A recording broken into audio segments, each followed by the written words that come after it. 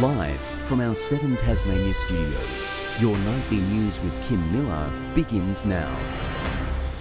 Good evening, everyone. First tonight, fish shops were filled and businesses were bustling as Tasmanians made a last-minute dash for Christmas essentials. Crowds made the most of cheap seafood, lining up across the state to stock up for their festive feasts. 'Twas the night before Christmas, and all through the state, Tasmanians queued to purchase seafood for their plate. And I think they dawned on them that Christmas is here. They haven't made plans, they haven't committed to anything, and geez, we need fish now. Crayfish, prawns and oysters selling fast, as lines stretched up to 60 metres. Those who managed to reel in a feed, pleased with their catch. Served cold rather than sweating over the stove cooking a turkey. I was lucky I got the last lobster, so I will be going home and I will be having lobster with wine. Seafood businesses on the East Coast also packed with hungry customers. And you can't get any better oysters than these 65 oysters. They're beautiful. And with trade tensions abroad, the price and quality was right. We haven't had much choice, to sell to the public. Financially, it hasn't been viable, and right now it is our best option. And we're fortunate enough to have such a strong public in Tasmania to help us out. Retail precincts also filling up fast, with the festive spirit in the air. Last-minute gifts and stocking fillers high on the agenda. Just shop around until I can find something for the boys. They're the hardest ones to buy for, I think. This is actually my last day in Hobart. I had to fly back to Sydney, but I changed plans. I'm flying straight to Cairns. The crowds are a welcome sight for businesses battered by the pandemic.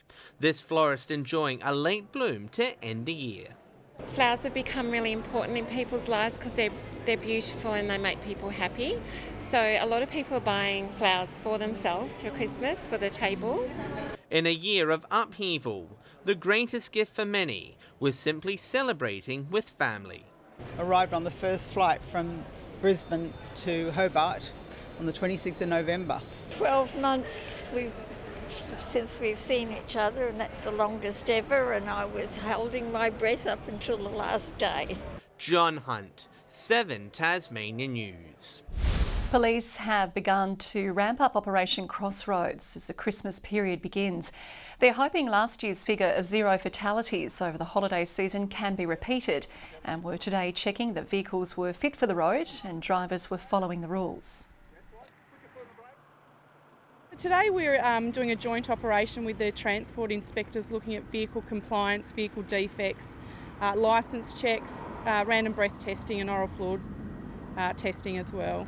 Tasmania Police is urging motorists to be cautious on the roads over the festive period. It has been a bumpy road, but help is on the way for the state's rental car industry with a new plan to combat critical vehicle shortages. As prices skyrocket to hundreds of dollars a day for eager tourists, the Car Next Door program has officially launched in Tasmania. Preparing for a simple car ride with a difference. A new program aiming to close the door on Tasmania's rental car shortage. Most days my car's just sitting there doing nothing, so I thought, especially with so many travellers wanting to come here, it would be a great opportunity for them to actually get a car at a very reasonable rate. Signing up to the Car Next Door initiative, allowing anyone to add their vehicle online to be rented out for any time from an hour to a week.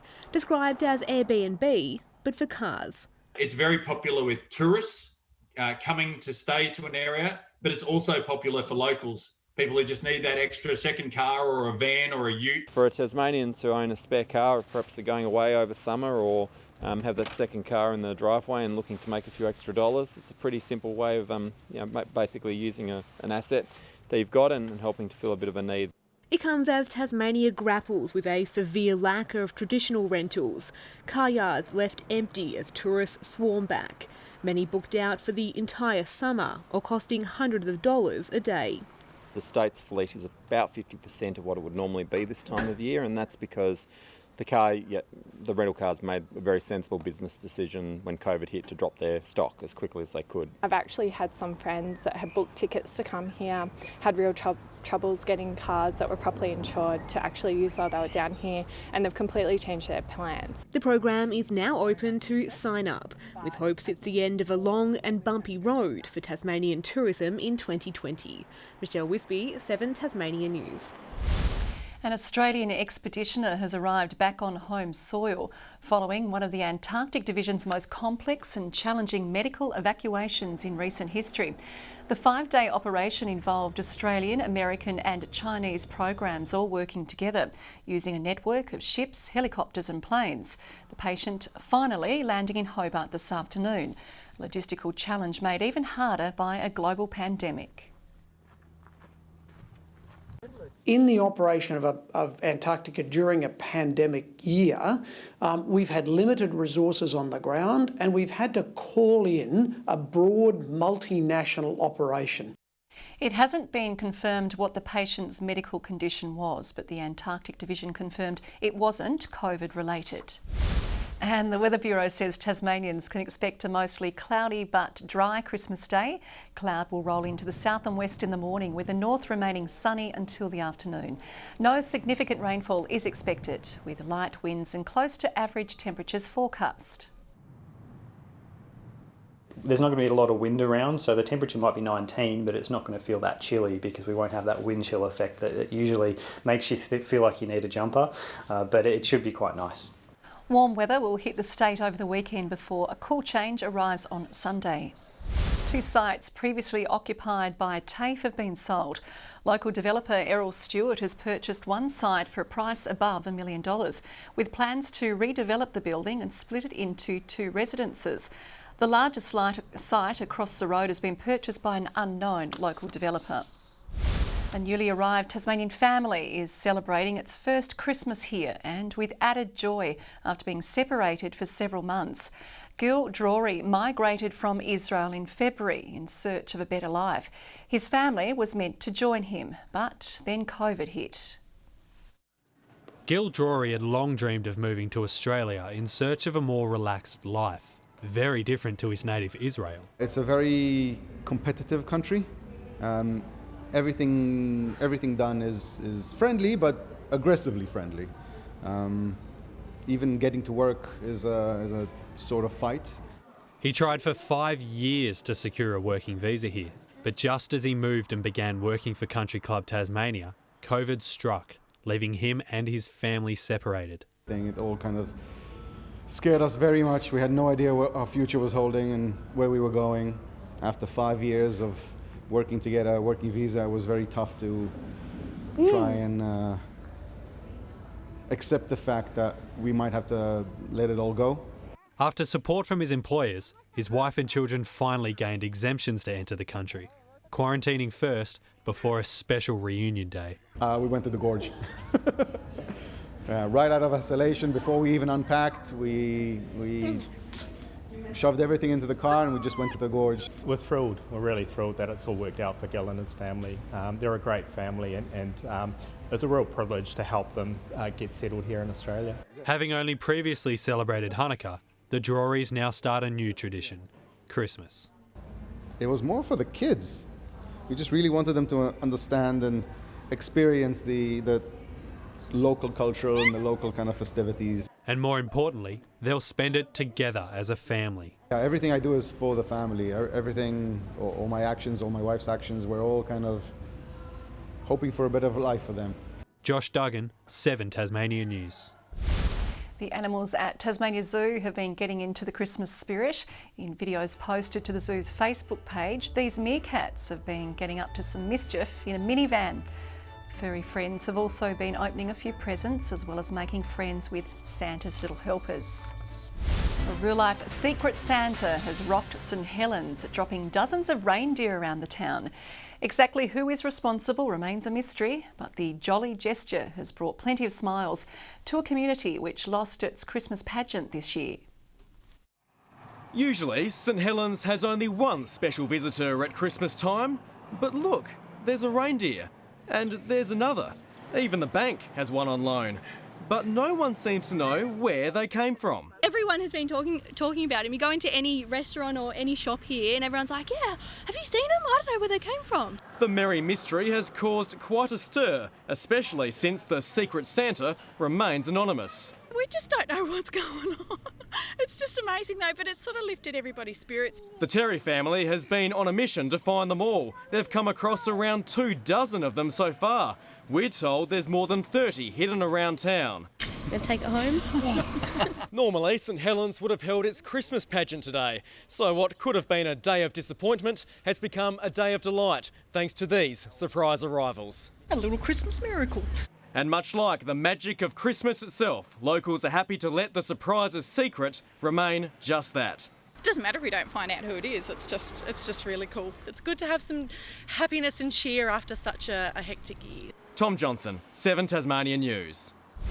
And two of Australia's brightest sprinting talents say they'll be using the Burnie gift as a springboard to next year's rescheduled Olympic Games. Jacob Despard is a confirmed starter in the New Year's Eve event.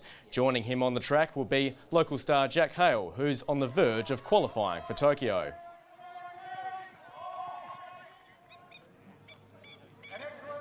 I'm sitting about 39th in the world at the moment and they take 56, so going and making a semi-final and then going from there, I think it's a good goal to make the Olympics. I've just turned 24, so starting to come into my sprinting peak. It's given me a bit of an advantage moving forward. Despard will also compete in Hobart Spikes and Spikes event on Sunday. Good evening. Before we get underway tonight, even though we finished the Christmas crackers last night, some late mail came in today from a lovely person called Robin Burgess from Launceston. Your 4 or 5 jokes were tremendous, Robin, including what do Santa's helpers learn at school? The alphabet. Just terrific. So thanks for that, and to all those that have been sending in their little bits of humour for this time of year. Around the state, let's have a look at the all-important Christmas Eve weather. Temperatures range from 0 at Mount Wellington to our top today of 22 in Launceston, Hobart 18, Burnie 19 and Devonport 20. Friendly Beaches 20 as well, 19 today at Wynyard and Low Head, St Helens, Ouse and Flinders Island 18, King Island 17 and Strawn 16. Now the clouds still blowing through in that southwesterly airstream, bringing showers mainly to the west and south, but no large totals to report. The large band of cloud continues to hover over the centre of the nation, convective cloud over Queensland and low cloud clipping Victoria. Tomorrow's chart looks very promising as a high manoeuvres to a nice position over the state and extending ridges over most of the mainland, pushing those troughs north. Winds becoming light and variable during the day after starting out south-southwesterly, afternoon sea breezes as well and swells to 3 metres. Still that minor flood warning for the south-esque in place. Christmas Day. Hobart, partly cloudy and 19 degrees. I'll take that. 19 for Huonville and partly cloudy. Campania, 20 degrees. 0 chance of rain for all our centres so far, including Launceston, sunny and 21. 17 for Devonport. Georgetown, mostly sunny and 18. 0 chance of rain. Same for Burnie, mostly sunny and 17. No rain. 17 for Strawn. Wynyard, mostly sunny and 17. And for the east, St Helens, sunny and 18 degrees, 18 for Swansea. 5% chance of a light shower for Port Arthur. Won't happen, 17 and partly cloudy. There's the UV, 11 at extreme. Sunrise at 5:34, but first light at 4:55 a.m. if you want to get up early and get the presents. Twilight lasting well past sunset to about 9:26 p.m, so a long day tomorrow. On Boxing Day, sunny over Hobart, partly cloudy elsewhere apart from a shower inland over the north. Showers across the state on Sunday as northerly winds shift westerly later. And on Monday, showers over the west and far south, fine and partly cloudy for the rest of the state. Mostly sunny in Perth, sunny and a nice 29 in Adelaide, a partly cloudy Christmas in Melbourne, a top of 20 there, a light shower for Sydney and fine in Brisbane. Partly cloudy in Hobart, it's 18 at the moment, 18 also in Launceston, Devonport. It's sunny and 17 degrees. It's all shaping up to be a wonderful Christmas weather-wise, that great time of year when we catch up with family and friends and celebrate the true story of Christmas, or in your case, Kim, as you were telling me earlier, seeing all those people you've been trying to avoid for the rest of the year. And that is all your news for this Christmas Eve. Have a great day tomorrow, and kids, make sure you get off to bed early. On behalf of the entire 7 Tasmania News team, have a wonderful and Merry Christmas Day. Good night.